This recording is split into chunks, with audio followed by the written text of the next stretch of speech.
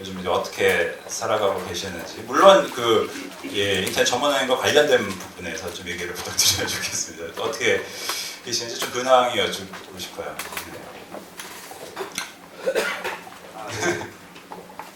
요즘은 이제 1차 하는 사업자들 계속 설명하고 있고요. 그다음에 실제적으로 이제 인터넷 전문의 플랫폼 이런 부분이 기존의 스마트 뱅킹이나 인터넷 뱅킹을 다르기 때문에 그런 쪽 지금 제공하고 있습니다.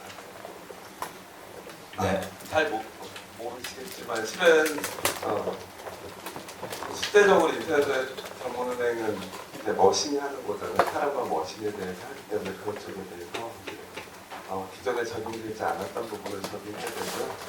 그다음에 그냥 은행 업무만 적용하는 게 아니라서 플랫폼도 은행 업무 말고 다른 업무가 적용될 때 어떻게 반응할 건지 그런 거 고민해서 이제 반응하고 있는 중입니다. 그 SKCNC가 인터넷 전문은행 사업에 본격적으로 참여를 하겠다고 어나운스를 하셨더라고요. 네. 네. 그게 뭐 보기로서 뭐 핵심 금융 플랫폼을 개발을, 그러니까 앞으로 이제 인터넷 전문은행이 시장이 커지면 SKCNC가 할 수 있는 일이 굉장히 많다. 그리고 이게 플랫폼이 이제 인터넷 전문은행만 필요한 게 아니고요. 기존 은행이나 금융권들도 이제 실제적으로 인터넷 전문은행 말고도 이제 온라인화 서비스를 하려면 기존의 온라인 체계가 아닌 다른 플랫폼이 필요하거든요. 그런데 확장해서 다 쓸 수 있기 때문에 저희가 회사에서 이제 플랫폼을 금융에 맞는 전체 플랫폼을 만들어서 이제 여러 군데 쓸 수 있도록 작업하는. 그러면 인터넷 전문은행을 하고 싶은 분은 SKCNC에 전화를 하면 되는 겁니다. 네, 회사에서 전화하시면 돼요. 저한테 전화하는 게. 네. 물론 회사로 드리겠습니다. 알겠습니다. 네. 아주 바쁘실 것 같아요. 네. 아직 시작 안 했으니까. 네. 다음 카카오 그야말로 요즘에 제일 핫한 기업이 돼버렸어요. 관심도 많으신 것 같고, 지난달에도 그러지 않아도 택시 관련해서 또 우리가 카카오 얘기를 했는데, 오늘 금융 쪽은 더 크지 않습니까? 네. 저는 요새 업무 중에 한 반을 욕먹는 게 업무 같아요. 욕을 네, 해주신다고? 네.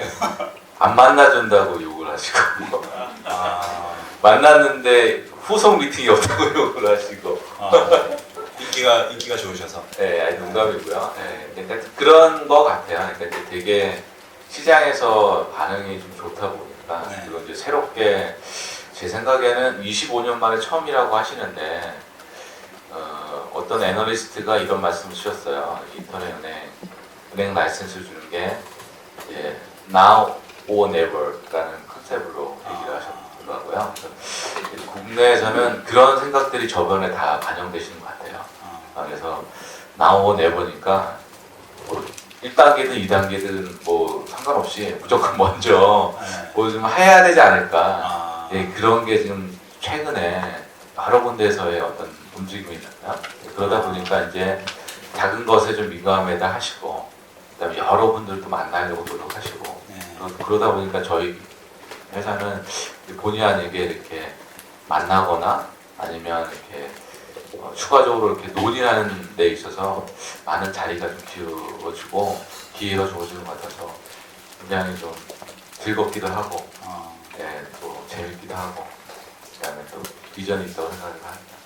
그러니까 25년이라는 게 그 은행업 라이센스가 발급된 25년 만에 평화은행 이후로 처음. 제가 마지막 첫 직장이 평화은행이고요. 네, 설립되고 바로 공채 일구를 있어요. 또 사연. 그래서 이거 준비할 때 내용들을 좀 많이 하는 게 그때 이제 설립해서 그런 거를 많이 힘들게 했기 때문에 처음에 이렇게 좀 이해하는 게 편했어요. 그야말로 많은 분들이 정말 눈독 들이고 있겠네요. 나우와 네버라는 말이 상징하듯이. 그래서 어떻게 하면은 좀 카카오페이를 카카오를 우리 편으로 끼어들어서 우리 팀에 좀 할까, 아니면 어떻게 좀 같이 좀 묻어서 갈까, 이런 분들이 많이 좀 전화번호를 따려고 노력을 하시네요. 네, 그렇습니다.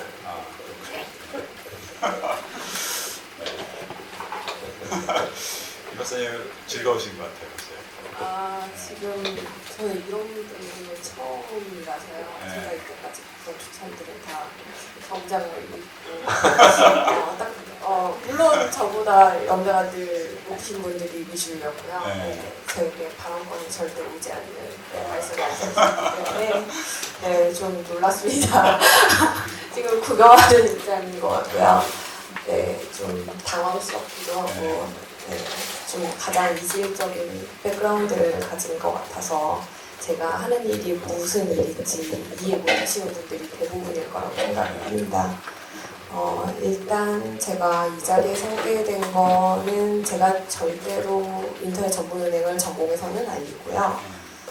아까 제가 박사학위 논문 제목에서 유추하셨듯이 은행산업을 전공을 했습니다. 뱅킹이라는 필드가 있어서 세부 전공이 이제 그렇다 보니까 미국 커머셜 뱅킹 인더스트리 상업은행 이제 산업을 이제 공부하는 이제 학생이었고 돌아와서도 은행을 전공한 몇 안 되는 사람이다 보니까 은행 관련한 일들을 조금 했습니다. 주로 연구원에 있으면 저희 연구원은 금융위원회와 밀접하게 이제 엮여서 정책 관련된 일들을 많이 합니다. 그래서 아까 소개해 주셨던 일들 대부분은 금융위원회에서 추진했던 일들이고요. 양력에는 사실 그렇게 자랑스럽게 생각은 안 해서 안 적었는데 인터넷 전문은행 TF의 멤버 중에 한 명이었습니다. 그래서 그 이후에 이런저런 모임에 이제 불려다가면서 여기 계신 분들을 많이 뵌 분들도 있고요. 지금은 그 TF가 일단 4월달에 저희 연구원에서 공청회 형식을 빈 이제 세미나를 하면서 마무리가 됐고 그 이후에 제가 아시는 분은 아시겠지만 TF 내에서 지금 발표된 방안에 별로 찬성하는 입장이 아니었기 때문에 이런 모임에만 불려와서 이야기를 하고 있습니다. 몇 개 쓴 글들이 있는데 저희 연구원의 공식적인 브리핑에 절대 나간 적이 없음을 미리 말씀드립니다. 그래서 관련한 일들은 이제 인터넷 전문은행 관련해서는 그렇고요. 지금은 이제 다른 이제 분야의 전공 관심, 원래부터 있었던 관심, 이제 은행 산업 전반에 대한 이야기, 그리고 저희가 연구원에서 매년 이제 동향 세미나라고 해서 내년도 경제 전망을 합니다. 그 중에서 한 섹터로 크게 하는 게 은행 산업이라서 거기에 관한 연구 논문을 준비하고 있는 중입니다. 겸손하게 말씀하셨습니다만 은행만 계속 공부를 해오셨고 또 인터넷 전문은행 TF 이거는 이제 장본이시고 그리고 수많은 사람 중에 한 명이었죠. 오늘 하여튼 기대 정말 듣고 싶은 얘기가 많습니다. 어쨌든 금방 적응되십니다. 이 분위기는. 어떤 분위기인지 딱 알 것 같은데 저번에 발표하신 거 봐가지고 저는 전혀 금융 전문가가 아니고 금자도 모르는데 작년 그 핀테크 이후로 12월부터 핀테크 강의를 진짜 수십 번도 넘게 했는데 좀 이러다 말 줄 알았어요. 저는 한두 달 옛날에 비트코인 붐 불었던 것처럼 이러다 이렇게 말겠지 했는데 지금 거의 1년 가까이 쭉 이렇게 계속되고 있어서 저도 좀 놀래기도 하고 그 기회로 금융 쪽 분들도 많이 이렇게 만나고 그리고 또 큰 이런 또 새로운 약간 경험을 할 수 있었던 게 어쩌다 저기 금융위에서 추천을 해주셔가지고 금융개혁회의라는 거에 금융개혁회 그런 것도 있습니다. 거기에 들어가서 임종용 위원장님이 이렇게 2, 3주에 한 번씩 이렇게 주제를 해서 아침 7시 반에 이렇게 모여서 19명의 이런 위원들이 토론을 해요. 이런 여러 가지 금융개혁 과제에 대해서 대부분은 제가 잘 모르는 부분인데 다만 이런 핀테크나 IT 관련해서 이슈들이 있기 때문에 저처럼 완전 비금융 쪽 사람을 갖다가 이렇게 저랑 아마 비금융 쪽이 벤처기업협회 정준 회장님 정도 이렇게 들어와서 이렇게 하고 있는 것 같고요. 그래서 거기에서 인터넷 전문의 것도 한번 올라와서 이야기를 저는 그 밑에 자문단 위원 중 한 명이라서 그때 앉아 계셨어요?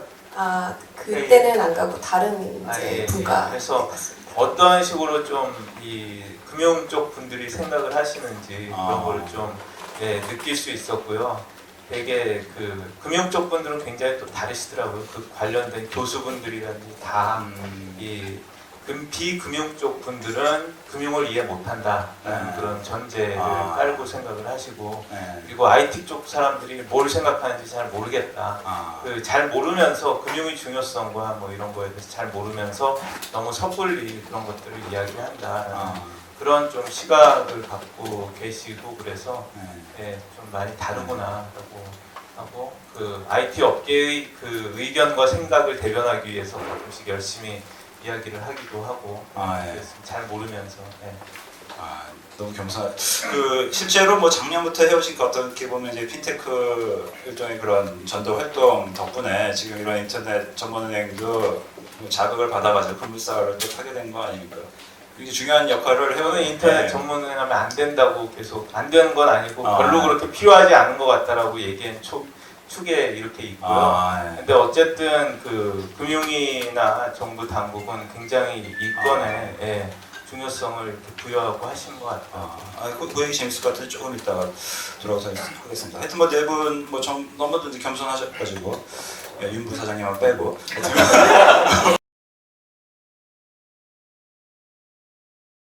그 은행 얘기 이제 해보도록 하겠습니다. 어떻게 이번에 생기는 건가요? 지금 이제 그다음 몇 번 이 인터넷 전문의 얘기가 이 단어가 오래된 단어더라고요. 그러니까 저도 예전에 2007, 8년도였나요? 그때 무슨 설명회하고 이런 때 한번 갔었던 적이 있었어요. 그것도 벌써 한 지금 7, 8년 된 것 같은데 그 전에도 뭐 있었다고 그러던데 뭐 어떻게 지금 돌아가고 있는 건가요? 지금 현재 상황은 어떤? 네. 현재 하겠다는 업체들이 많아요.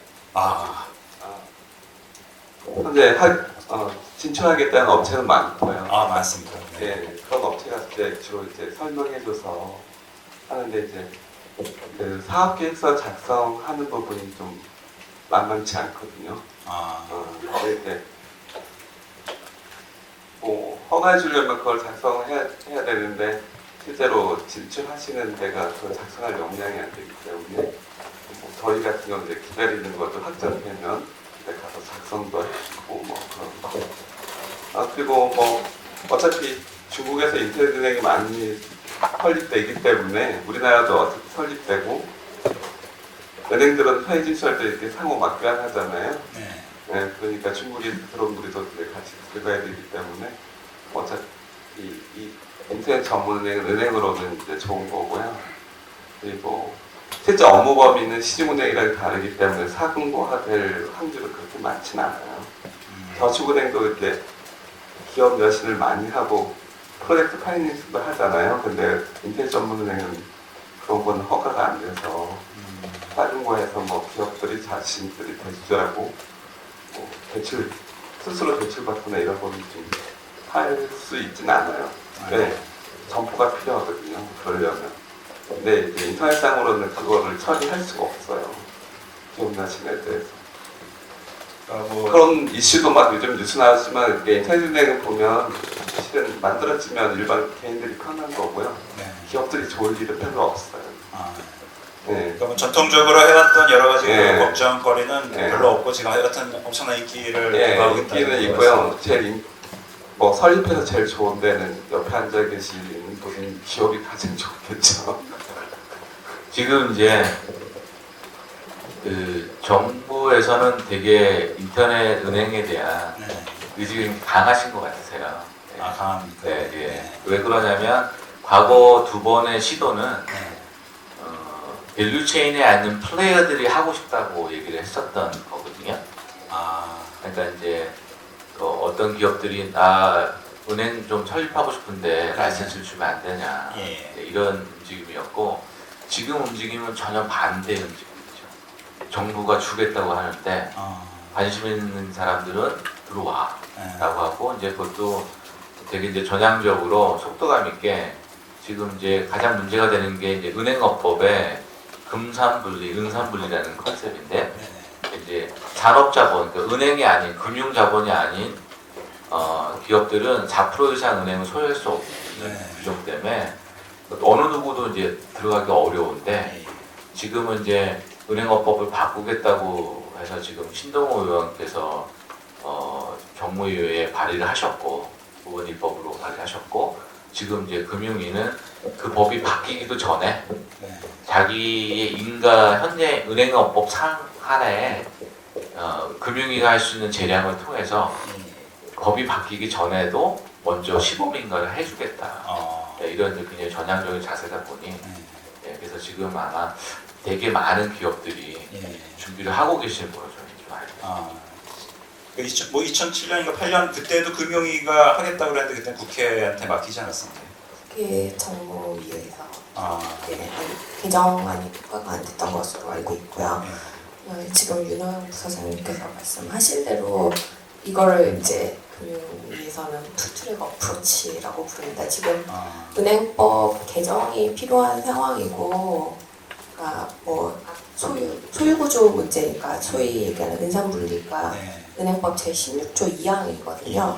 그것 말고도 이제 인터넷 전문은행의 조속한 출현을 위해서 여러 가지 조항들을 손을 보는 것이 계획입니다. 그래서 9월달에 정기국회에서 논의돼서 개정안이 통과가 되면 올해를 넘기기 때문에 연내 안에 이제 출범하는 게 목표라서 은행법 개정 없이 할 수 있는 부분에 한해서 지금 이제 시범인가를 위한 일괄 접수를 이제 9월달에 받는다고 이야기를 한 거죠. 그러니까 이번에는 사실 좀 그렇게 보면 굉장히 다들 제대로 하려고 노력들을 하시네요. 의원 입법인 것도 그렇고 또 심지어 금융위에서는 연화가 없어도 일단 차를 몰고 밖에 나갈 수 있게 해주겠다. 이렇게 지금 그런 그게 이제 저는 이제 그 23년 전의 일을 알지는 못하기 때문에 제가 기억하기로도 TF 내에서 23년 전에 그 업무를 담당했던 사람이 없어서 제대로 기억하고 있는 사람이 없었는데요. 미국의 사례를 보면 되게 컨디셔널 어프로버블이라고 해서 시범인가 조건부 인가를 먼저 내줍니다. 그 다음에 그게 제대로 이행되는지를 지켜보고 나서 최종 인가가 나오기 때문에 이상한 일은 아니라고 생각이 되고요. 이제 인가 심사를 23년 만에 하다 보니 매뉴얼이 없는 상황이라서 지금 금융감독원에서 이제 인가 매뉴얼을 작성하고 그걸 이제 추후에 또 접수를 받기 전에 설명하는 일정을 가지고 있는 것으로 알고 있습니다. 그러니까 지금 스케줄이 그러면은 지금 열심히 뭔가를 작성하고 계시고 밖에서는 그리고 올해 안에 어쨌든 간에 심사를 거쳐서 예비인가가 나오는 예비인가가 나오는 게 정책적인 목표. 그게 올해 안에? 금융위 보도자료에도 이제 명확하게 나와 있는 부분. 그럼 뭐 여하튼간에 올해 안에 새로운 은행이 무슨 은행이 하나 등장할 가능성이 굉장히 높은 지금 상태라고 볼 수 있겠네요. 그렇군요. 이게 원래 그 핀테크 그동안 그 전도하셨던 거에 바라는 방향과 흡사하게 흘러간 겁니까 지금 어떻게? 아니 뭐 생길 수도 있는데요. 뭐 저는 이게 그렇게 크게 중요한 그 이슈라고 생각하지는 않고 왜 그렇게 생각하냐 하면 결국 지금은 혁신의 속도가 너무 빨라요. 그러니까 23년 전하고는 어마어마하게 다른 거고 또 한 5년 전하고 비교해도 다르고 왜냐하면 지금 모든 사람이 다 스마트폰을 들고 다니고 1년 사이에 그냥 팍팍 변하고 핀테크 스타트업이 뭐 런던이나 미국에 가면 수천 개씩 있는 지금 상황은 그 몇 년 전에 이런 금융의 영역에서 혁신이 별로 일어나지 않았을 때랑은 굉장히 다르고 또 이 중요한 것은 그 소비자 입장에서 고객 금융 소비자 입장에서 과연 이렇게 그 인터넷 은행이 생기는 게 그렇게 또 얼마나 편리한 것인가 하는 거에 대한 저는 약간 회의가 있고 그리고 뭐 중국의 경우에는 조금 다르지만 중국 같은 경우는 뭐 완전히 텐센트라든지 알리바바가 이렇게 할 수 있도록 열어주는 상황하고는 다르지만 그 미국이라든지 미국의 알리뱅크 같은 경우는 사실상 이 GM의 이런 오토론 자동차 론을 해주는 그게 그렇게 바뀐 거고요. 그게 그 베일아웃 다음에 금융위기 다음에 그렇게 바뀌었던 것이고 일본의 경우에는 뭐 지분뱅크라는 게 있습니다. 그래서 일본의 지분뱅크가 사실 한국하고 딱 지금 하려는 거랑 제일 비슷하거든요. 그러니까 한 2008년인가 7년에 면허를 주고 2년 동안 준비를 해서 2009년도에 시작을 했고 일본의 그 통신사 2등 통신사인 그 KDDI하고 또 어디지 미쯔비시 그 UFG라고 3대 은행 중에 하나인 네, 곳을 네. 딱 50대 50으로 해가지고 350억엔 자본금으로 했거든요. 그러니까 한 3천억 자본금으로 해서 지금까지 뭐 한 200만 가까운 그런 가입자가 있다고 하는데, 뭐 그게 그러면은 그 기존 은행들도 전부 다 온라인 뱅킹이 되고 뭐 모든 게 다 되는 상황에서 과연 얼마나 그렇게 차별화를 할 수 있을까에 대해서 항상 궁금했어요. 그래서 제가 어제 그 페이스북과 트위터로 혹시 지분뱅크 쓰시는 분 있으면은 알려달라고 그랬거든요. 그래서 사실 거의 읽기 어려운데 한 분 일본에 계신 분이 저희 와이프가 써요라고 답을 주셨어요.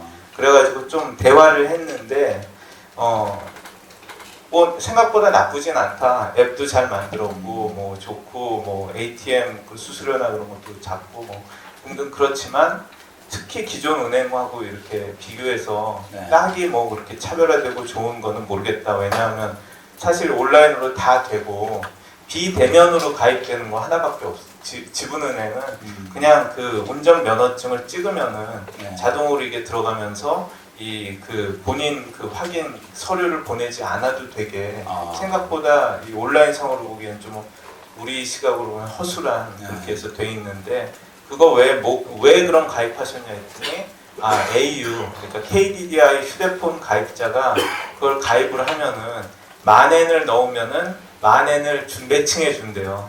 가입한 계좌 개설 그 혜택으로. 네. 그래서 그거 보고 AU를 쓰니까 이렇게 가입을 했는데 그거 외에는 특별히 뭐 모르겠어요라고 이렇게 얘기를 하는 경우가 있었고요. 어쨌든 차지하고 저는 그래서 중요한 것은 이 고객들한테 필요한 이런 그 혁신은 되게 이 프론트엔드에서 있거든요. 요즘에는 다 그게 UI에서 사용자 경험에서 오는 혁신을 미국의 핀테크 스타트업들이 다 그렇게 주고 있는데, 그거 같은 경우를 하기 위해서 뭐 미국의 작은 인터넷 뱅크 같은 경우는 심플이 있다든지, 심플은 BBVA에 팔렸는데, 그리고 또 무분이라는 회사가 있거든요. 그런 데들은 자기가 인터넷 은행 면허를 받아서 하는 게 아니고 그 지방 은행이라든지 그런 은행 라이센스를 갖고 있는 그 은행과 제휴를 해서 실질적으로 돈을 받아서 이 무분의 이 혁신적인 인터페이스를 통해서 기존 은행에 이렇게 들어가 있는 거예요.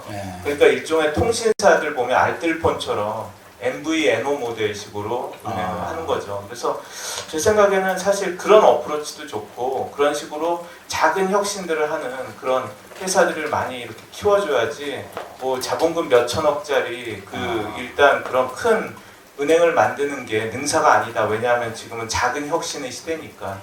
좀 그런 생각이 있습니다. 뭐 글로벌하게 보면 사실 핀테크라는 요즘 트렌드 입장에서는 인터넷 전문 은행이 외국에서는 사실 한번 훑고 지나간 거니까 그것조차도 일종의 이제 기득권일 수가 있겠죠. 어떻게 보면 이제 근데 옛날에 좀 다른 점이 있어요. 좀 다른 점이 있습니까? 2008년 이전에 만들어진 인터넷 전문은행은 이런 핀테크 기반이 아니고 그냥 은행 업무를 그대로 됐기 때문에 네. 우리나라 스마트 뱅킹이나 별 차이가 없고요. 예. 기존 은행들 살때만큼은 지분처럼 다 서비스 가능해요. 예. 근데 이제 새로 만들어진 인터넷 전문은행들은 이제 미국 같은 데는 인터넷 전문은행이 더 만들어지는 게 아니고 유럽은 더 만들어지는데 뭐 아까 심플인 부분 이런 서비스가 이제 실제적으로 인터넷 전문은행에서 서비스로 다 포함돼서 들어가는 거고요. 그러니까 국내랑 큰 차이점은 자본금이 작은 상태로 걔네들은 허가해줘서 이제 실제적으로 한다는 거죠. 그러니까 금융 서비스를 이제 돈으로만 하는 게 아니고요. 실제 고객들이 필요한 서비스를 하도록 이렇게 들어가는 거죠. 개인화 서비스에 대해서 어떻게 할 거고. 실제 셀프 뱅킹이잖아요. 인터넷 셀프 뱅킹의 핵심이 본인이 알아서 그냥 뭐 하시는 거잖아요. 근데 이제 기존 인터넷 전문은행은 그런 서비스 별로 없고요. 그냥 은행 업무를 본인이 쉽게 처리하게끔만 하기 때문에 기존에 우리 스마트폰 뱅킹은 별 차이가 없고요. 향후에는 필요한 게 뭐냐면 내가 뭐를 투자하거나 그러면 그런 연계를 누가 해줄 거냐? 기존 은행에서는요 시스템이 워낙 크기 때문에 고칠 방안이 없어요. 고치는 게 다 돈이고요. 핀테크 기업이랑 붙여서 뭐 하겠다 그러면 그 시스템 연계를 하려면 워낙 큰 시스템에 이 작은 시스템 놓으면 기존 시스템이 죽을 수도 있어요. 그래서 시스템을 하나를 개발하려고 해도 돈이 엄청 들어가고요. 그렇기 때문에 전 정부가 인터넷 전문은행을 이렇게 결정했을 때 뒷걸음질하다가 이렇게 밟은 거로 생각하는데 일단 우리나라에서는 돈이 많이 들어가는 건 맞아요. 왜? 기존 은행처럼 하기 때문에 모든 시스템에 다 연결되기 때문에 돈이 많이 들어요. 근데 이제 그런 서비스를 누가 더 잘할 거냐, 생활 서비스, 개인 셀프뱅크에 대한 서비스를 잘할 거냐, 이런 게 틀린 거죠. 그러니까 인터넷 전문은행이라고 무조건, 저는 일본식 거 도입하는 거 별로 안 좋아하고요. 지금의 미국에 있는 인터넷 전문은행 도입하는 거 별로 안 좋아해요. 그거 도입해봐야 별 차이가 없어요. 그렇다면 어떻게 인터넷 전문은행을 만들고 서비스를 할 거냐, 어떤 서비스가 좋은지. 은행 서비스는 그렇게 혁신적인 거 없어요. 기존 서비스 어떻게 붙일 건지. 이래야 진짜 인터넷 전문은행이 되는 거죠. 요즘 그 생활형 서비스를 많이 붙이시잖아요. 다음에서요. 지로 말고 전자고지로 해서 결제되게끔 붙이고. 근데 이제 우리나라의 단점이 너무 인프라가 잘 돼 있어서요. 충전식, 페이팔 같은 충전식 안 되고요. 알리페이처럼 충전식 결제가 잘 안 되잖아요. 카드 결제하는 게 더 빨라요. 국내 자체가요. 그러니까 저희가 외국 나가서 이제 사례를 봐도 우리나라처럼 그런 인터넷 전문은행이 만들어져서 소프트웨어 개발되면 가장 좋은 나라가 없어요. 안 터져요. 이게 접속이 안 돼요. 유럽에 만들어졌는데 접속이 안 돼요. 끊기고요. 근데 우리나라는 어디서나 다 되잖아요. 저희 입장에서는 뭐냐면 저희 회사 입장도 그렇고 이거는 저희 회사는 인터넷 전문을 만들 수 있는 회사가 아니고요. 법적으로 제재되기 때문에 이런 솔루션을 만들고 해외 나가거나 아니면 기존의 우리나라의 금융산업의 소프트웨어를 엄청 바꿀 수 있다는 거죠. 금융산업의 핵심은 소프트웨어 산업이랑 동일한데 국내는 소프트웨어 산업이 되게 떨어져 있죠. 그래서 금융산업도 떨어져 있는 거예요. 그 말씀하신 거에서 조금 그 핵심을 정리해보면은 지금 만들어지게 되는 2015년에 만들어지게 되는 인터넷 전문은행은 지금까지 우리가 봐왔던 거하고는 다른 것이 나올 가능성이 크다. 그리고 다른 거로 안 만들어지면 뭐 몇천억 투자해서 그냥 망하는 거죠. 그리고 은행이랑 그런 혁신을 못하기 때문에. 혁신을 지금의 은행 구조에서 특히 이제 시스템적인 여러 가지 사정상 작은 기업들과 협업을 해가지고 하는 것은 굉장히 지난한 일이다, 힘든 일이다. 이제 그렇게 보고 계시는 시각이신 것 같은데. 맞아요. 그리고 네. 지금 뭐 오픈 API를 만들겠다고 지금 하잖아요. 네네. 그거 어떻게 만들 수 있는지는 저도 의문이에요. 코스코만 결제 연결했는데 만들 수가 없어요. 그 시스템 비용을 은행이 부담하실 거냐 이거죠. 은행은 지금 그냥 그 은행 그대로의 모습으로 계속 가지 새로 혁신하고 상당히 은행에 혁신하려면 고치는데 엄청난 돈이 들고요. 한국 핀테크는 정말 암담하네요. 네. 그러니까 이런 새로운 인터넷 은행이 만들어지면 새롭게 개발해야 되는 거예요. 기존 은행들은 핀테크를 대출은 해줄 수 있는데 시스템 열어줄 방안은 없어요. 충격적인 발언이죠. 외국 은행 되는데 왜 우리는? 외국 은행들은 어떻게 연결하냐면 그 돈 투자해요. 왜냐면 팝업하지 않으면 자기들도 망하기 때문에. 그래서 그만큼 시스템을 투자하는 것을 지금 외국 은행들은 엄청나게 투자하고 있어요. 우리는 협업 안 해도 안 망하니까 하는 건가요? 우리는 그런 역량이 안 되잖아요. 협업하고 싶어서 지금 시스템을 고칠 역량이 되죠, 은행들이. 협업 안 하고 망해도 나라에서 베일아웃 해주니까. 몇 개 없잖아요. 우리나라 은행이 개수가 적어요. 근데 그 인구 대비 엄청 적다고. 시스템 문제는 좀 중요한 문제인 것 같아요. 시스템 문제. 저는 이제 컨셉션 두 분 얘기하시는 거하고는 다른데 그 시스템 문제만 먼저 잠깐 얘기하고 인터넷은행에 대한 컨셉에 대한 얘기를 할 텐데 시스템은 이래요. 국내에 있는 은행들의 시스템은 코어 뱅킹이라는 게 이제 계정계에 있거든요. 그게 이제 거기에 이제 원장이 있어서 그 계정계 시스템과 계정계 시스템과 붙어 있는 정보계와 그다음에 계정계 시스템과 물려 있는 각 채널단들의 시스템들이 굉장히 무거워요. 그리고 보안이 되게 중요하다 보니 하나가 뚫리면은 그냥 은행 자체의 그 레피티션 리스크가 너무 높다 보니 그냥 돌다리도 두들겨 가는 시스템과 그다음에 이제 오래전에 만들었었던 이 얘기하면 정말 놀랐을 텐데 코볼 포트란 베이스에 그 기본적인 코어뱅킹 시스템이 이루어져 있어요. 그러다 보니 지금과 같은 핀테크 업체들이 나타나는 여러 가지 서비스들을 유연하게 받아가기 되게 어렵고요. 받을 이유도 없으세요. 왜? 귀찮으시고 돈 많이 들고 이거 하다가 괜히 이제 리스크가 생기면 은행 레퓨테이션 리스크 굉장히 크니까 이제 그런 일이 생길 거고요. 그래서 이제 어렵다라는 거고 어려운 거는 결국 현실적으로는 되지 않을 거다라는 생각이 들고요. 인터넷 은행이라는 얘기를 좀 많이 하시는데 인터넷 은행이라는 얘기는 정확히 얘기했으면 제가 봐는 시각에서는 틀린 프레임이에요. 왜 그러냐면 인터넷 은행은 자세히 보시면 우리 금융계나 금융위에서 선진 사례가 뭐야라고 찾아봤던 게 이제 미국 사례인 거죠. 이제 그 임종원 센터장님 계시고요. 알리뱅크, 얼라이뱅크라고 이게 불리는 게 20년 전에 있었던 거예요. 그 뱅크는 오프라인의 반대말인 거예요. 그러니까 이제 지점 없애고 뭐 이런 컨셉의 뱅크인 거죠. 미국도 대부분의 은행이 그렇고 그 다음에 일본도 대부분의 인터넷 은행이 불리는 데는 다 그런 거예요. 근데 이제 무서운 거는 그게 아니에요. 아까 핀테크 업체 미국에서 소개했던 이제 심플이나 이런 서비스와 중국 사례를 보면 굉장히 무서운데 중국은 이미 이제 6월, 7월에 우리가 생각하고 있는 은행 저희는 모바일 뱅크 TFT라고 보는데 이름이 그래요. 모바일 뱅크라고 봐요. 모바일 뱅크가 중국은 이제 허가를 줘서 6월, 7월에 이제 영업을 하기 시작했어요.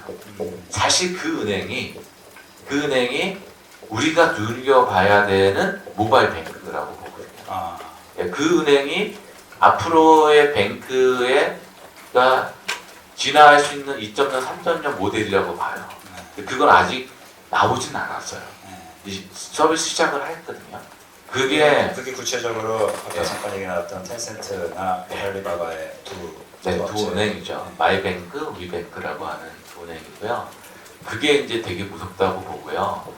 그다음에 이제 금융을 바라보는 시각을 저도 이제 첫 직장이 7년 동안 금융에 있는 회사 기획조정실에서 일을 했었는데 금융을 바라보는 시각은 아까 이제 금융의 업계 가면 금융을 모르는 사람은 금융을 논하지 말아라고 하는 시각이 있는데 그 시각의 원천적인 건 이거예요. 금융은 규제 산업이에요. 그거를 인정하지 않으면 어려워요. 그러면 금융 코어 안에 들어가기 어려워요. 심플도 어떻게 하냐면 심플은 코어 뱅킹의 시스템에 접근하지 않아요. 그는 유저 단에서 유저 인터페이스만 바꿔줬고 은행과 협업해서 은행의 가장 중요한 내 원장과 내 계정은 어디 있어? 다른 은행이 있는 거예요. 은행 라이센스 들고 있는 곳에 있어요. 그들이 은행하는 건 아니거든요. 그걸 되게 편리하게 바꿔줬기 때문에 인기가 있는 거죠. 그런 것처럼 은행은 코어 뱅킹을 들고 있는 라이센스 비즈니스라서 규제 산업 안에 들어가야 된다고 봐야 되고요. 단 우리나라에서 규제 산업에 갖고 은행을 하고 있는 플레이어들이 지금 핀테크를 맞이할 수 있는 마인드가 되어 있지 않으시고 시스템이 되어 있지 않으세요. 마인드는 되어 계신 분들이 종종 요새는 많이 나오세요. 근데 그게 워낙 오래된 레가시로 스트럭처가 이렇게 짜져 있기 때문에 지금 거기 하기가 어려워요. 중국은 그걸 아는 거예요. 그래서 기존에 있는 은행 말고 니들 하지 말고 니들은 못 믿겠으니 내가 라이센스를 줄게. 그게 이제 텐센트와 알리바바를 준 거예요. 그래서 거기 안에서 플레이돼. 저희도 마찬가지로 생각해요. 저희도 은행 라이센스를 왜 따려고 하냐면 저희 해봤어요. 핀테크 업체처럼. 카카오페이를 만들어봤고 뱅콜레 카카오를 만들어봤어요. 2년 동안 준비해왔거든요. 2년 동안 준비해 나와 있는 저희의 후기는 뭐냐면 금융에 있는 플레이들하고 협업하지 않으면 이 서비스를 할 수가 없어요. 끌려다니거든요. 네, 협업을 했는데 국내에서는 안 되더라는 거예요. 너무 힘들고 오래 걸리고 의사결정이 늦고 우리가 엣지가 있는 서비스는 이거라고 생각하는데 그 서비스가 구현이 안 돼요. 그래서 얻은 거는 뭐냐면 이거인 것 같아요. 이게 굉장히 핵심이라고 보는데 글로벌하게 금융은 모든 로컬별로 다 달라요. 왜냐하면 규제 산업이다. 규제가 각각 다르고 태생이 달라요. 국내에서 봤더니 국내도 규제 산업에 있는 것 같아요. 은행이. 그래서 우리는 규제 안에 들어가야 된다. 규제 안에서 규제를 하시는 분들의 규제를 받아가면서 네. 저희는 핀테크를 하겠다. 아, 그게 저희 어프로치라고 보시면 아, 지금 두 분이 말씀하신 게 어떻게 보면 좀 비슷한 게 이제 하여튼 뭐 세술은 세 부대에 담아야 된다. 그리고 그 부대가 우리 부대라고 지금 선전포고를 어떻게 지금 해고 계신 것 같은데 얼마 전에 이제 뉴스를 보니까 근데 지금 요즘 은행들 있지 않습니까? 지금 우리가 이렇게 뭐 무겁다고 했던 그런 은행들이 전문은행 수준의 서비스로 지금 선제적 대응을 하겠다고 하면서 우리은행 이제 위비뱅크 뭐 기업은행 이제 원뱅크 이런 거 하면서 이게 굉장히 잘 된다고 요즘에 뭐 12일 만에 38억 원 대출하고 하루 평균 3억 원 정도 이렇게 뭐 올리고 있다고 뭐 이런 식으로 얘기를 하는데 이거 어떻게 되는 거예요? 아 그거 플라스틱 평가도 보면 되게 낮아요. 현재 펄스 있는 게 아니고요. 네. 홍보예요. 그냥 돈 필요한 솔직히 은행에서 지점에서 하루에 그 대출하는 게 그 돈의 몇 배만큼 대출돼요. 한 이제 홍보성이 있는 거고요. 그리고 낚인 겁니까 제가? 그렇죠. 네. 왜 그러냐면 기존에 그 채널 쪽에 바꾼다 그래도 뭐 가장 간단한 시스템 바꾸는 몇 배로 들어요. 근데 그거를 이제 만들었지만 그거 만든 업체가 그렇게 역량 있는 업체가 아니기 때문에 웹 바뀌면 엄청나게 이슈가 많아요.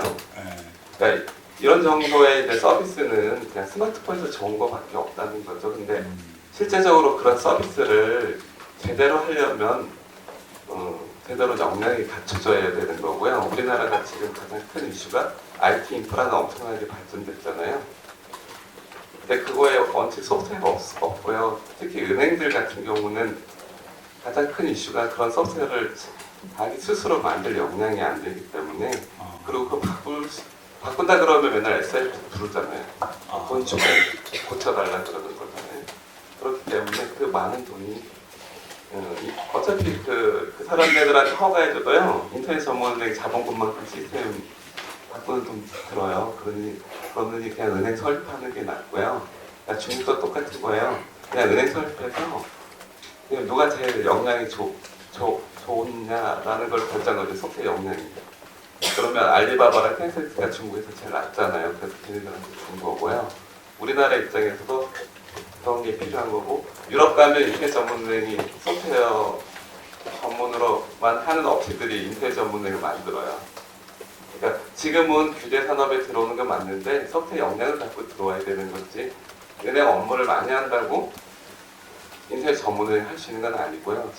저희가 은행들 다니면서 이거 다 설명해 줬어요. 너네가 왜 시스템을 그렇게 광고해봐야 소용없는지 그거 갖고 인터넷 전문은행 되는 것도 아니라고 얘기 들으면서 굉장히 슬픈데요. 슬픈 거예요. 저희가 그래서 저 같은 경우는 이거를 계속적으로 홍보하고 뭐 다 설명해 주는 게 소프트웨어 역량이 가장 중요한 거고요. 그리고 그런 말 하면 안 되는데 정부에서 코딩 교육 시키잖아요. 코딩 교육은 소프트웨어 교육 아니에요. 우리가 제일 부족한 건 뭐냐면요. 개발자가 없어서 개발을 못하는 게 아니라는 거죠. 그럼 누가 부족해서 개발? 소프트웨어는요. 엄청나게 다양한 역량이 필요한 거지 개발자만 필요한 게 아니라는 거죠. 이 소프트웨어 시스템을 어떻게 바꿀 건지 큰 은행 같은 데는 이제 계정의 정보에 닫힌 서버가 막 1000대, 2000대 이렇게 돼 있잖아요. 상상하지 못한 서버라는 시스템이 구성되어 있어요. 그래서 그걸 어떤 형태로 고칠 건지 그거는 개발자 목이 아키텍트가 아니거든요. 모자란다. 그렇죠. 아주 고급 기술자들이 부족해요. 구글이나 이런 데 가면 개발자 많지 않아요. 고급 기술자들이 있다는 거죠.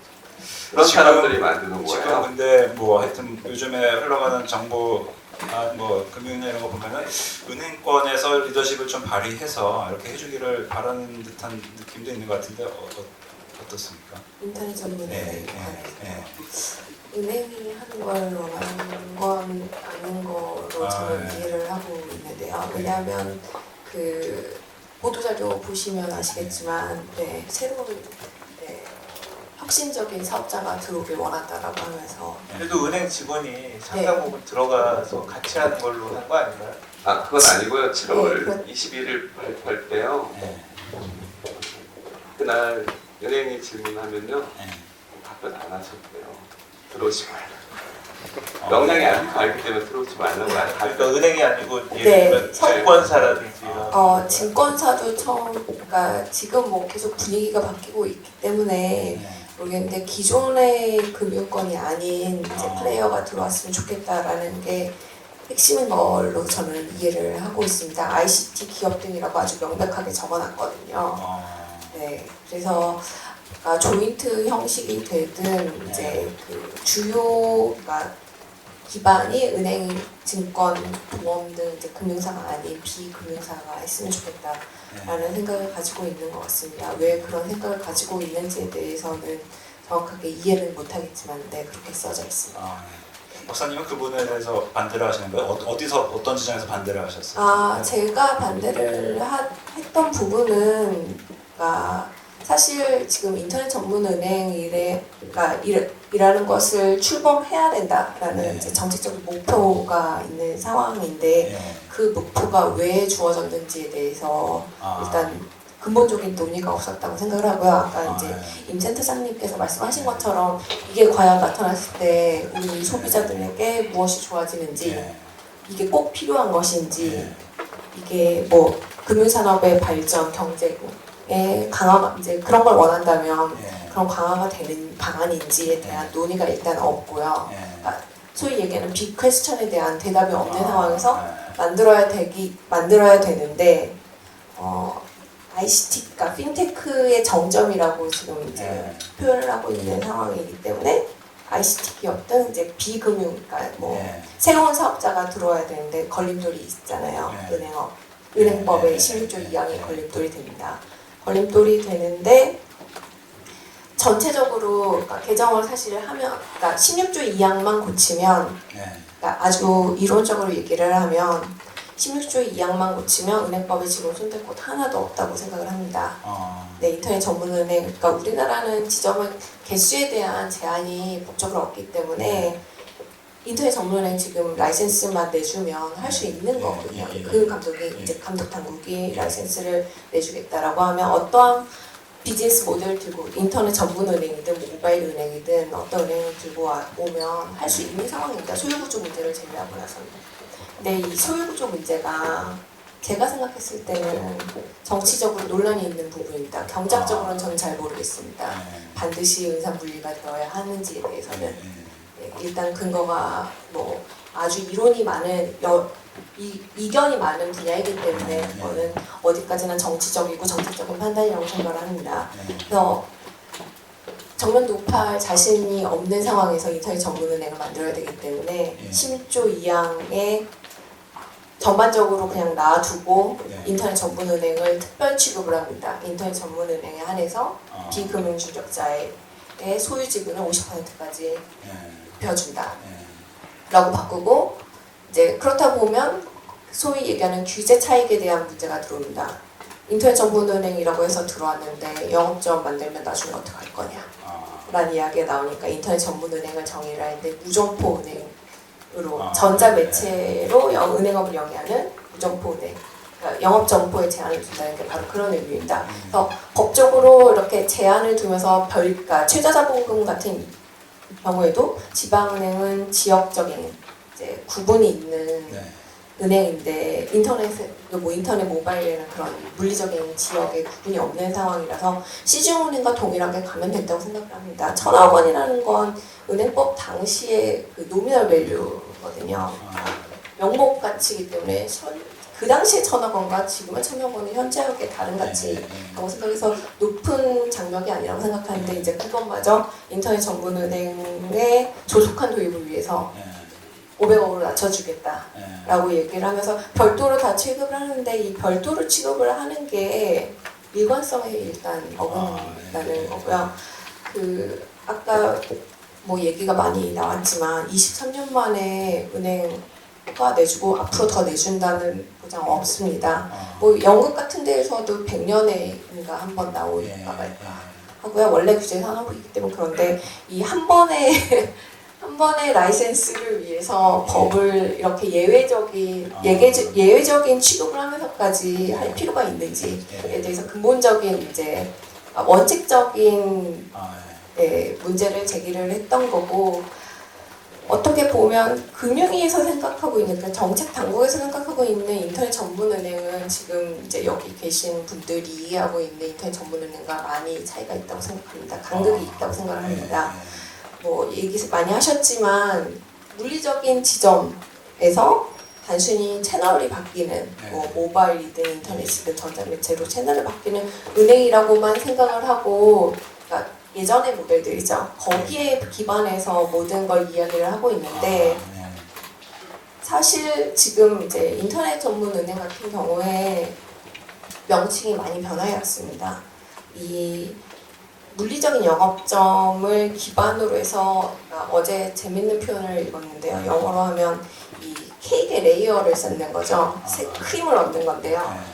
크림을 얹어온 거죠. 그러니까 기본적으로 케이크를 보시면 안에 이 뭐라고 해야지 펀치 케이크라고 해서 코어가 있고 이게 겉에 이제 막 이제 크림 뭐 끝까지 바르고 장식도 얹고 막 이렇게 하는데 기존의 은행들이 그래왔다는 거죠. 그래서 뭐 전자 매체가 이제 발달하면서 물리적인 영업점만 있었다가 거기에다가 이제 전화라는 게 들어오면서 전화로 다이렉트 뱅킹이 들어오기 시작하고 전화 채널이 들어오고 그 다음에 또 기술 발전하면서 ATM이 또 크림이 얹어지고 그 위에 지금 모바일 크림이 얹어져 있는 상황이라는 건데 이런 모델들은 사실 그간에 성공하지 못했던 게 사실이고요. 크게 성공하지 못했던 게 사실이고 그 디지털 뱅크라는 이제 책의 저자가 이야기한 거는 이런 케이크의 구조 자체, 그러니까 케이크의 인그리디언트 자체를 바꿔야 된다라는 거죠.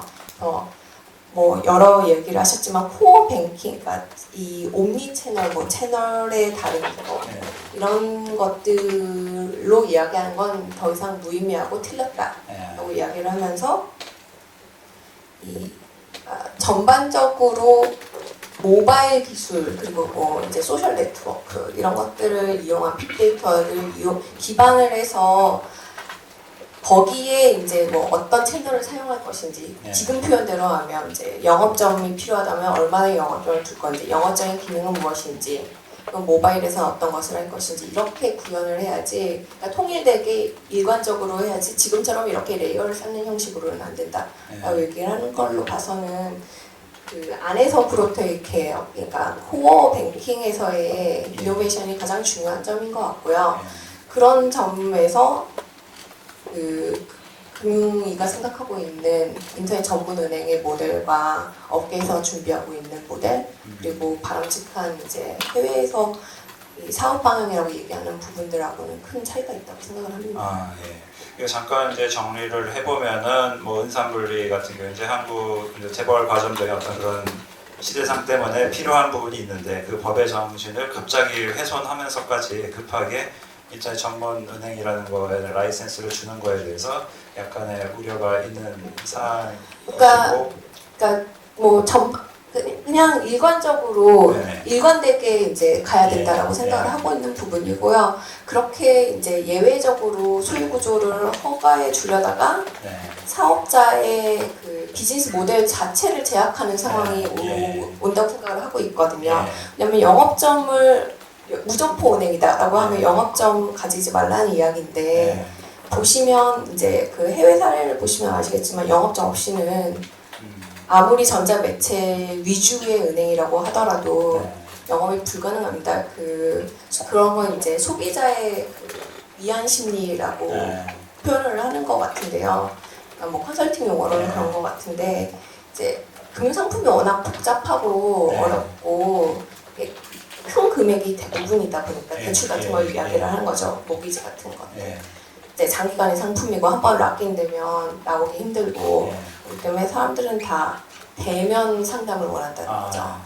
상담을 받고 이제 대면으로 했으니까 이제 좀 안심되는 부분이 있고 그런 사람들이 지금 80%가 넘어가는 상황에서 영업점 없는 은행은 사실 사업성에 제약이 크게 올 수 있는 상황이라고 생각을 해서 사전적인 제약으로 그러니까 이게 어떻게 보면 밸런스를 맞춘 걸 수도 있겠다는 생각이 네. 드는데요. 네. 사전적인 제약이 있는 인터넷 전문 은행을 출범시켜서 무엇할까라는 생각이 네. 조금 들었던 거죠.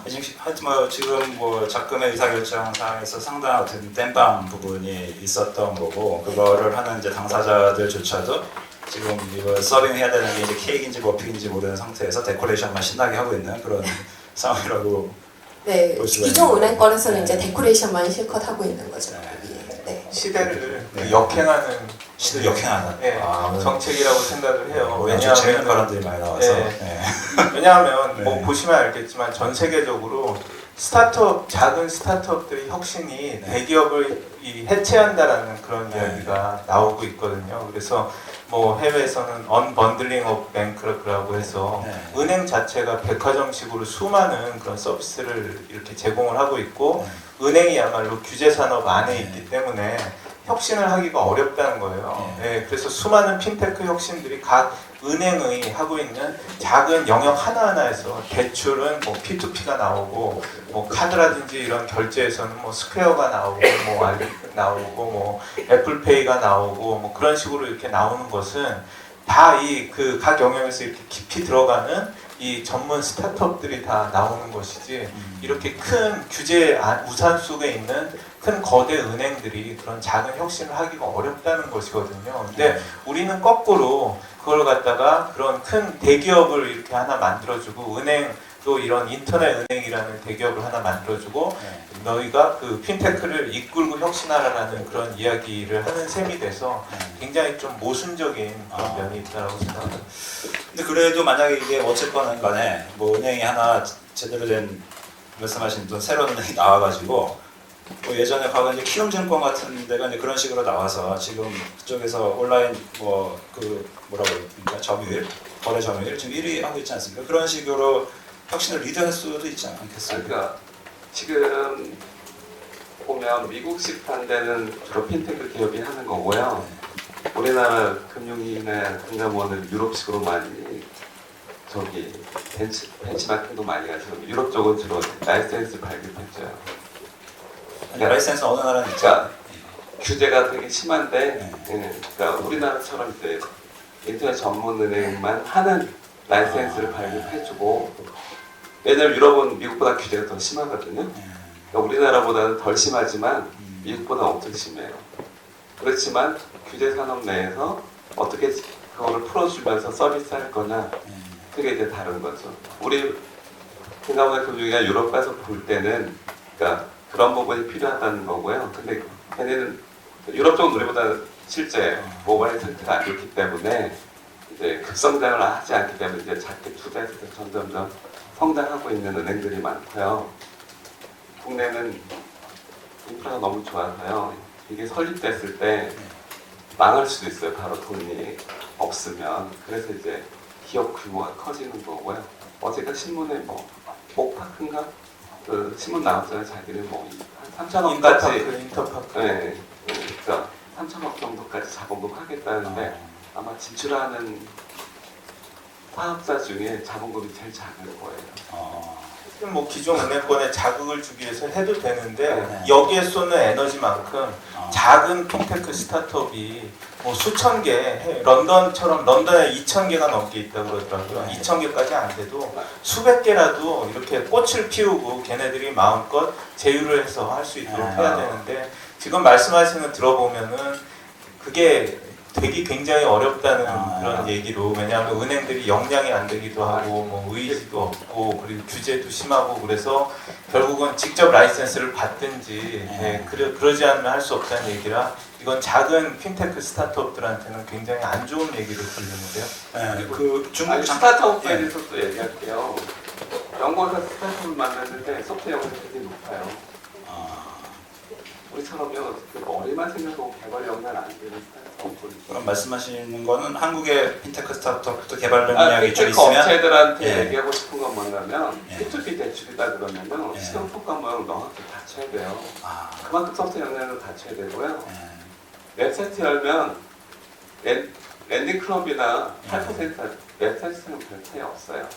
근데 랜딩 클럽 내에서 규제받는 게 뭐냐면 미국에서 컴퍼니스 대상의 랜딩 클럽은 뭐냐면 자금세탁법에 걸려요.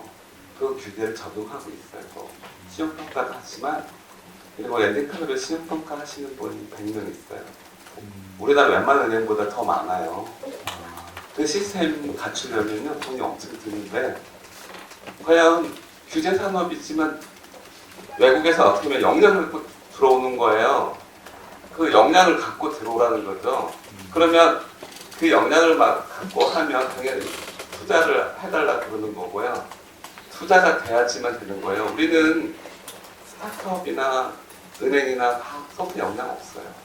외국 나가서 그 몇 명 안 되는 걔네들 기술 보면요 놀래요.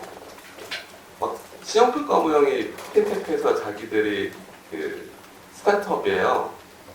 그렇게 우리가 데이터 분석을 할 수 있냐 이것도 우리나라 은행도 잘 못하고요. 신용평가회사도 카드 많이 썼다고 등급 내려버리잖아요. 왜 떨어뜨리냐고 잘 갚았는데 연체서 한 적 없는데 등급이 낮아져요. 그 데이터 분석 안 한다는 뜻이잖아요, 제대로. 지금 우리가 뭐냐면 사람을 주로 해야 사람이. 이 소프트웨어로 하면 그 사람이 그 기업에다 카드사 많이 썼으니까 카드사에다 엄청난 이익을 준 거잖아요. 그런데 신용평가할 때 그게 등급이 떨어지면 개인은 뭐예요? 카드 많이 썼다고 이렇게 별로 좋은 게 아니죠. 그런 평가 소프트웨어를 잘 해야 된다는 게 제가 가장 우리나라 큰 이슈가 뭐냐면 규제만 풀라 그렇지 본인들이 역량을 안 키워요. 그리고 본인들도 협력해야 돼요. 역량 키우기 위해서. 과연 우리 핀테크 업체에서 역량 있는 데가 몇 개 있냐 이거죠. 제가 봤을 때 거의 없어요. 우리 가장 큰 문제가 거의 자만당이잖아요. 스타트업이 시작할 때부터 다 역량 갖춘 데는 없어요. 그거를 하나씩 가출하는 거죠. 그거를 무조건 뭉개고 안 그러니까 하면 딴 거 안 구하는 거죠. 처음부터 그렇게 역량이 있었던 건 아니에요. 랜딩 클럽도요. 기회가 주고 신용평가 뭐 모형을 갖추는 서서히 우리업들이 몇 명씩 벌써 있었어요. 우리는 8% 가서 과연 신용평가를 할 수 있는 사람이 몇 명 있냐고 한번 보세요. 한 명 있는 업체가 몇 개 봤는데 나 그런 쪽은 응원해주세요. 열심히 하시라고. 한 명도 없어요. 은행원 출신으로 나왔다고 신용평가 할 수 있는 건 아니에요. 은행 지점 생활했다고 그렇게 영향 좋은 거 아니라니까요. 본부장님은 지금 네. 같은 지금 핀테크 한국 핀테크의 애로사항은 양쪽에 문제가 있고 문제였어요. 충분히 은행도 투자할 수도 있었는데 역량이 부족해서 제가 원하는 인터넷 전문은행은요 그런 부분까지도 은행은 서비스가 가능해요. 그러면 누가 그걸 만들 거냐? 기존 신용은행 안 만들어요. 인터넷 전문은행 만드는 사업자가 그러니까 저희가 이제 예산 잡을 때 그것까지 줘요. 그것도 만드시라고. 그러면 사업 모델 하면 그것도 줄 거예요. 만들면 당연히 서비스 해주면 스타트업이 필요하면 돈 많이 드는 거는 누군지 모르지만 서비스를 받고요. 그래서 협업해야 되는 거죠. 그래야지 본인들이 역량이 커질 때까지 키워줘야 되는 건데 기존 은행들에서 핀테크 지원할 때 대출밖에 안 해주잖아요. 딴 거 없어요. 지원해줄 게 없다는 거죠. 그냥 경진대에서 사용 주고 대출 얼마 줄게. 그게 끝이에요. 이 소프트웨어를 어떻게 개발할지 그 돈 갖고는요 소프트웨어 개발할 자금이 안 돼요. 그러면 또 좀 이따가 이제 망하라는 뜻이죠. 그게 우리나라 현실이에요. 좀 심했어요. 지금 뭐 하여튼 그 인터넷 전문은행에 대해서는 여러 가지 얘기가 나오고 있는데 뭐 각자 이제 어떻게 보면 입장이 다르기 때문에 생각하시는 것도 조금씩은 다른 것 같아요. 여러분이 생각하시는 인터넷 전문은행이라는 그 용어에 국한받지 마시고 미래은행, 그러니까 혁신을 이렇게 해줄 수 있는 은행이란 어떤 모습인지 그 얘기를 좀 듣고 싶어요. 그렇게 보면 같으면 상당히 좀 정리가 될 것 같아서 어떤 은행이 지금 우리한테 필요한지. 확실히 이제 구체적인 사항이 좀 있어야 네. 좋은 질문이신 것 같아요. 구체적인 사항이 있어야 이게 이렇게 되겠구나라는 이제 응원을 해주실 텐데 이런 것 같아요. 제가 좀 설명을 드리면 이제 저희 사업 계획이 이렇다라고 생각하시면 안 되시고 이게 이제 왜냐면 조심스럽긴 한데 이런 거라고 생각하시면 될 것 같아요. 요새 은행 이자율이 엄청 낮잖아요. 보통 예금 급여이체 통장을 하면 0.1%, 0.2% 주고 안 주는 게 낫거든요. 주고 욕먹는데 예, 어느 날 카카오뱅크에 딱 갔더니 급여이체 통장을 이체를 했어요. 이자를 선택할 수 있는 옵션이 생기는 거예요. 그래서 1번 뭐 시중은행에서 주는 0.1% 이자, 2번 애니팡아트 월 2,000개, 3번 레이븐 요술망토 30개. 뭐 이런 거 상상을 좀 해보셨는지. 자, 또 이런 게 있어요. 오늘 제가 임종센터장하고 저희들 되게 오랜 이제 만남 같이도 하고 막 그랬었는데 점심을 같이 먹고 이제 엠빵을 해요. 그럼 제가 이제 임종센터장 카톡으로 부르죠. 제가 임종센터 돈을 내고 카톡을 불러서 카톡에다 임종센터장 카톡 불러서 거기다가 카카오뱅크 입금일 10,000원 엔터를 딱 치면 비밀번호창이 바로 그 자리에서 뜨고, 그래서 비밀번호를 딱 치면 바로 입금이 되는 시스템이고, 이제 임종센터장 혹시 이제 카카오뱅크에 은행 계좌가 없어. 그럼 은행 계좌가 없으면 카톡으로 이걸 보내면 돼요. 자기 주민등록증과 자기 얼굴 사진을 이렇게 사진 찍어서 카카오뱅크에 보내면 임종센터장이 본인의 핸드폰 번호가 카카오뱅크의 부자번호가 되는 거. 그다음에 이제 출장 많으시잖아요. 그래서 이제 어디에서 예를 들면 필리핀 출장이 있으셔. 그럼 이제 카카오뱅크 토가 안에서 카카오뱅크를 치시고 필리핀 페소를 3만 페소 이렇게 치시면 자기 보통 예금 통장에서 저절로 환전이 되고, 돈을 어디서 찾으시면 인천공항에서 찾으세요. 저희 부스에서. 그리고 환전 수수료는 기존의 은행에서 하고 있는 것보다 한 10분의 1 정도 수준. 이런 것들이 그냥 아주 그냥 저희가 할 수 있는, 은행을 할 수 있을 때 가장 기초인 것 같아요.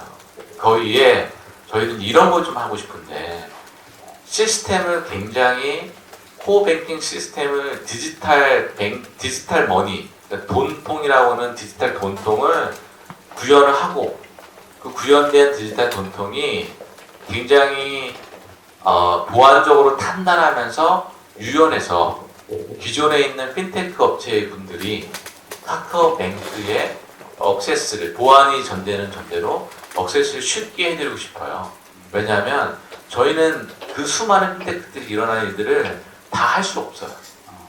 그래서 개발자가 리딩하는 은행, 그게 저희 회사가 구현하고 가는 은행이지 않을까. 그리고 대한민국에서 탄생하는 수많은 핀테크 업체들이 카카오뱅크의 구자는 그들을 가질 수 없으세요. 저희를 가질 수 있거든요. 그 구자와 연동할 수 있는 여러 가지 서비스들을 심플이 미국에서 태생할 수 있었던 거는 심플과 연관되어 있는 은행이 있었기 때문이거든요. 우리는 심플한테 그걸 열어줄 수 있어요. 그 다음에 자산 관리를 하실 수 있는 좋은 어떤 역량 있는 소프트 회사가 핀테크 나오면 자산 관리는 이분한테, 우리 고객한테 여기 괜찮아요. 그래서 서제스션 해드리고, 이런 것들이 대한민국의 뱅킹의 시스템을 바꿔주는 게 아닐까라는 게 저희 소망입니다. 앞으로 미래의 은행은 어떻게 보면 이제 그 코어 뱅킹, 하여튼 뭐 돈통에 해당하는 것을 플랫폼을 만들어서 새로운 다른 혁신의 마중물이 되는 그런 것이 미래 은행이다, 이런 말씀 해주신 것 같은데요. 어떤가요? 학술적으로 봤을 때 앞으로 학술적으로 네, 제가 어제 이제 다른 제 원고 작업하는 것 때문에 급하게 책을 읽었는데, 읽으면서 이제 딱 읽고 바로 덮었는데요. 되게 제 박사학위 논문의 대부분이 지점에 관한 겁니다. 물리적 지점. 그래서 이걸 빨리 학술지에 냈어야 되는데 민기적거리다가 다 지나가겠다라는 생각을 언뜻 했었는데요. 지금 생각하고 계시는 거를. 그러니까 이미 그러니까 몇 년 전에 작업했던 건데, 그때는 이제 제가 뱅크버저, 그러니까 은행의 M&A에 관해서 쓴 이제 3편의 논문이 있는데, 그게 바로 이제 디레귤레이션, 그러니까 규제 완화에 의한 것이었습니다. 그래서 이 미국 같은 경우에는 한 주에서만 그러니까 유닛뱅킹 시스템이라고 해서 커뮤니티죠. 원래 읍까지 이제 카운티 정도에서만 영업을 할 수 있다가 영업점, 그러니까 영업 구역 제한이 있었던 거죠. 그래서 이제 그게 이제 시로 넓어지고 그러니까 한 주로 넓어진 다음에 1994년에서야 모든 주에서 영업을 할 수 있게 이제 규제가 풀립니다. 그러면서 그 은행 산업의 구도가 바뀌고 그 은행 산업 구도가 바뀌는데 가장 큰 역할을 하는 게 M&A였거든요. 그래서 그거에 관한 연구를 했기 때문에 물리적 지점의 퍼포먼스가 M&A 이후의 퍼포먼스를 결정하는데 가장 키다라는 걸 썼던 사람이라서 물리적 영업점이 사라져가는 이 시대를 보면서 네, 과연 나는 옛날에 무엇을 했던 것인가라는 생각을 잠깐 했었습니다. 한 5분간 했었던 것 같은데요. 제가 생각했을 때도 이제 더 이상 영업점 중심의 그 지금과 같은 은행으로는 경쟁력이 없는 것 같습니다. 뭐 굳이 학술적이 아니어도 국내 은행 산업만 보더라도 일단 예대 마진으로 먹고 사는 게 은행업의 본질이다 보니 저금리 상황, 저성장 상황에서 더 이상 밝은 미래를 찾기는 좀 힘든 상황이라고 생각을 하고요. 뭐 이런 걸 이제 뭐 피이자 수익, 뭐 피이자 이익을 늘려야 된다라고 말은 하는데 사실은 쉽지 않습니다. 뭐 일단 수수료 내시는 분들 거의 없는 데서도 지금 여기 계신 분들 중에서 수수료 내시는 분들은 없을 거라고 생각하거든요. 네, 수수료 같은 게 피이자 이익인데 그런 걸 내는 사람이 없는 상황에서 그럼 과연 은행의 살 게 무엇인가 라고 생각을 해봤을 때는 고객 중심의 경영을 하는 수밖에 없다고 생각을 합니다. 고객 중심의 경영, 이때까지 얘기 많이 되어왔던 부분인데 소비자 입장에서 생각을 해보면 은행에서 서비스를 제대로 된 서비스를 받아본 기억이 별로 없습니다. 물론 우리나라 은행은 되게 빠르고 친절합니다. 근데 그거 이상 없다고 생각을 하고요. 뭐 월급이 이제 다들 이렇게 정기적으로 들어오시잖아요. 그러면 이 사람이 몇 년 동안 이제 그러니까 대부분 이제 월급 통장이 있으니까 몇 년 동안 월급이 얼마나 올랐는지 그리고 주로 어디다 쓰는지 다 알 수 있다고 생각합니다. 근데 아무런 이야기가 없습니다. 뭐 이자가 1%에서 2%에서 1%로 떨어지던 말든 네. 그런 의미에서 소비자의 니즈를 충족하는 은행이 이제 앞으로의 은행 산업의 비즈니스 모델이 되어야 된다고 생각하고요. 그걸 이제 풀어서 얘기해 주시는 게 윤호영 부사장님의 모델인 것 같습니다. 그래서 개개인의 니즈를 맞춰줄 수 있어야 된다라고 생각하고 그게 이제 테크놀로지 발전에 힘입어서 가능한 부분이 아닐까라고 생각을 하고요.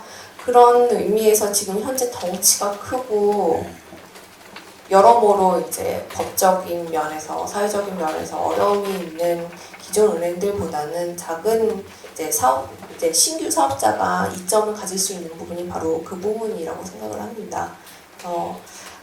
예전처럼 뭐 많이 항목적으로 얘기됐던 인터넷 전문은행의 가격 경쟁, 뭐 이자 조금 예금 이자 몇 퍼센트 조금 먼저 주고 이런 부분이 아니라 퀄리티로서 승부해야 되는 시점이 아닌가 생각을 합니다. 그래서 어제 읽은 책의 가장 마지막 구절이 이제 지금 은행에서 모든 업무를 처리를 하는데 앞으로 은행을 새로 설립하는 사람은 본인이 어느 것을 잘하는지 정말 really good at 하는 걸 생각을 해봐야 된다고 얘기를 하더라고요. really 한 6번쯤을 쓰는 네, 그 문단 가득 있습니다. 네, 그래서 정말 그러니까 사업자가 가장 특화될 수 있는 부분이 무엇이고 그게 프론트엔드든 코어 쪽이든 네, 특화를 하는 게 답이라고 생각하고 있습니다. 종래은행은 지점을 통해서 개인의 니즈를 살펴봤는데 그게 테크놀로지에 의해서 이제 대체되는 시대가 왔고 네. 이걸 하나를 잡아서 집중해야지 앞으로의 네, 그래서 니치마켓에서 승부를 봐야 되는 건 좋은 것 맞는 것 같습니다. 같습니다. 그게 뭡니까? 그게 안 되는 이유가 네. 실제적으로 기존 시중은행에서 데이터를 관리를 잘 할 방안이 없어요. 네. 거의 100년 동안 은행을 만들어서 법적으로 바뀐 부분 중에 뭐 모기 30년, 뭐 50년 이렇게 갖고 있으면 그거 못 바꾸거든요. 근데 인터넷의 가장 좋은 점이 지금 채널만 바꾸는 게 현재 뭐 위뱅크나 아이원인가 원뱅크인가 기업뱅크? 아이원. 네, 채널만 바꾸면 뒤가 안 바뀌면 우리 윤 부사장이 말씀하시는 그런 서비스가 안 돼요. 핵심은 코어 랭킹을 전체를 바꾸고요. 아까 데이터 하셨잖아요. 그렇다면 뭐 다 분석 가능해요. 근데 그 데이터를 분석할 수 있도록 돌리시면 환경이 안 돼 있는 거고요. 그거 다 가능하고 그러면 전체 데이터 이렇게 순환돼야 고객들 서비스를 고객한테 다 해주실 수 있거든요. 그렇다면 전체 시스템을 그거에 맞춰서 개발해야 돼요. 왜 서비스를 강조하는가? 그걸 맞출 수 있어야 되는 거죠. 그런데 은행은 시스템이 안 돌아요. 내가 아무리 뭐하면 가서 따지시면 큰 목소리 하시면 서비스 해줘요. 근데 모르거든요. 아무도. 자기들도 모르기 때문에 우리나라에서는 목소리 큰 사람 항상 있잖아요. 은행 가서 그래도 그냥 내려좀 막 따지면 그냥 오늘 말이 평가 자체가 안 되기 때문에 이번 인터넷 전문은행은 뭐 일부는 다음도 있고 딴 데도 있지만 실제적으로 전체 시스템을 다 바꿔야 되기 때문에 가장 큰 단점이 돈이 많이 든다는 거죠. 그래서 자본금이 많이 필요한 거고요. 그렇다고 얘는 대기업은 아니에요. 그런 부분을 처리해 줄 수 있으면 아까 두 분이 말씀한 그 서비스가 돼요. 우리는 항상 근데 보이는 거는 채널밖에 없어요. 일단은 우리 안 보시잖아요. 다 우리나라는 앞에만 봐요. 앞에 잘 되면 잘 돌아가는데 안에는 안 돌아요. 그런 게 이제 인터넷 전문은행의 핵심이에요. 문부장님이 생각하시는 인터넷 전문은행은 하여튼 처음부터 반죽부터 새로 해야 된다. 지금 케이크 데코레이션으로 끝날 일이 아니다는 이렇게 말씀하시는 것 같습니다. 제가 생각하는 그 미래의 은행은 뭐 이런 생각을 해봤습니다. 지난주에 그 영국에서 손님이 와서 영국 그 테크스타 런던이라는 그 스타트업 엑셀러레이터의 그 디렉터인 타쿠로라는 친구가 왔어요. 그래서 같이 저녁을 먹으면서 뭐 이런저런 얘기를 하다가 너 뭐 그 트랜스퍼 와이즈라고 쓰냐 그랬더니 그 빅팬이라는 거예요. 그러면서 자기 그 아이폰을 이렇게 꺼내서 보여주는데 제가 그걸 보고 얼핏 그 든 생각이 있었어요. 뭐냐면 트랜스퍼 와이즈는 이렇게 그 국제 송금을 해주는 그런 스타트업인데 런던의 스타트업인데 지금 뭐 거의 1조 가치가 넘는다고 하고 거의 매달 그걸 통해서 송금이 되는 금액이 1조가 넘는 거예요. 근데 그 타쿠로라는 친구는 홍콩 출신으로 미국에서 하고 대만에서 자라나서 지금은 영국에 살고 있는 그런 코스모폴리탄이라고 할 수 있는 친구인데 딱 보여주는 게 저한테 보여주는 게 파이낸스 탭을 열어요. 네, 그런 그 파이낸스 아이폰 우리 다 이렇게 폴더를 자그맣게 만들어서 쓰잖아요. 그 안에 뭐 시티뱅크 있고 영국 바클레이스 있고 뭐 있고 있는데 거기 보면 트랜스퍼와이즈가 있고 페이팔도 있고 그리고 뭐 뉴매그라는 자산 관리 이것도 있고 뭐 그런 것들을 쓰는 거예요. 하나하나의 모바일 앱이 하나하나에 특화되어 있는 스타트업들이 만드는 서비스인데 거기서 자기가 제일 좋아하는 것은 그 트랜스퍼와이즈랑 뭐 그 뉴매그라고 하는 자산 관리 그거고 근데 우리가 생각해 보면은 옛날 같으면은 한 은행에서 그거를 다 했죠. 그랬는데 이제 좋은 모바일 앱이 트랜스퍼와이즈는 엄청 싸고 편하고 어디든지 보낼 수 있어서 자기가 뭐 이런 독일에 송금할 때도 미국에 송금할 때도 홍콩에 할 때도 하는데 한국이 안 돼서 미치겠다는 거예요. 한국 좀 되게 해달라는 거예요. 예, 근데 와이프가 한국 사람이에요. 예. 그런데 그게 한국이 안 되지 않습니까? 그래서 저는 이렇게 될 수도 있겠구나. 미래의 은행이란 건 결국은 소비자한테 선택권이 다 가는 거고 소비자는 각 하나의 영역에서 최고로 잘하는 모바일 앱 하나를 해서 자기 그 은행이라고 만들어지는 폴더 안에다가 하나씩 꽂아놓는 거예요. 그리고 우리 은행일 필요도 없고 시티 은행일 필요도 없는 것이고 그 자체가 하나 분산돼서 하나씩 이렇게 꽂혀 있는 것이고 페이먼트는 얘가 제일 좋고 국제 송금은 얘가 제일 좋고 내 목돈 관리는 얘가 좋고 얘는 저금통이고 뭐고 그렇게 되는 것이죠. 그래서 결국은 그 방향으로 가지 않을까 하는 게 제가 한 회사가 혁신을 독점하고 새로 나오는 인터넷 전문은행이 그 모든 것을 다 할 수 있다라고는 생각하지 않고 지금 말씀하신 그거하고도 맥락이 닿는데 이 회사가 무엇을 really 굿에 하는가는 그런 데서 승부가 난다. 왜냐하면 그 선택권이 다 소비자한테 가기 때문에. 그 릴리 6번, 릴리 9대 하는 그 혁신을 하는 게 반드시 이제 은행에서만 나올 리도 없고 과거에 우리가 페이펠이나 알리페이가 했었던 것처럼 근데 그런 혁신이 지금 자생적으로 만들어지기 힘든 한국의 어떤 풍토가 이제 문제가 있다 이런 말씀이신 것 같습니다. 여러분 버나드 쇼한테 누가 당신에게 가장 큰 영향을 준 책이 뭐냐고 물어봤더니 버나드 쇼가 은행 통장이라고 이제 대답을 했다고 합니다. 은행 하나 더 생겼다고 해서 우리 삶이 갑자기 달라지지 않겠습니다만은 좋든 싫든 우리 은행하고 뗄래야 뗄 수 없는 이런 현대인의 삶을 살고 있죠. 인터넷 전문은행이 나타나서 세상이 어떻게 바뀔지 잠깐 미래를 살펴보는 시간을 가졌는데요. 올해 안에 여러 가지 뉴스가 나올 것 같은데 기대가 큽니다. 오늘 재미난 얘기 해주신 네 분께 여러분 좀 큰 박수 부탁드리겠습니다. 다음 달에 뵙겠습니다.